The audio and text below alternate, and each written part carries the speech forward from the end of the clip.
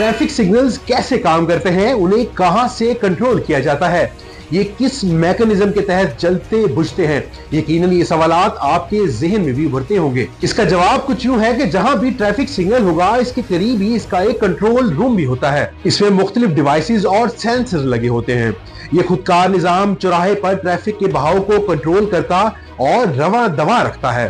बाज़ ट्रैफिक का बहाव रीड करने के लिए कैमरों से भी मदद ली जाती है। इशारों की टाइमिंग तय करने का मरहला भी इंतहाई दिलचस्प होता है। चौराहे पर लगा कोई भी इशारा आमतौर पर ज्यादा से ज्यादा 90 सेकंड और कम से कम 10 सेकंड का होता है। ये टाइम चौराहे के चारों तरफ से आने वाली गाड़ियों की तादाद को सामने रखकर किया जाता है। ये एक मुकम्मल खुदकार सिस्टम है। मिसाल के तौर पर अगर आप कोई मरकजी शाहराह पर हैं, जहां लगे सेंसर्स ये देखेंगे ज्यादा गाड़ियों का बहाव किस तरफ है, जिस तरफ ट्रैफिक का रुझान ज्यादा होगा वहां 1.5 मिनट या 90 सेकंड सुर्ख बत्ती जलती रहेगी, जबकि जहां ट्रैफिक की तादाद कदरे कम होगी वहां लाल बत्ती का टाइम 60 सेकंड या 50 सेकंड हो सकता है।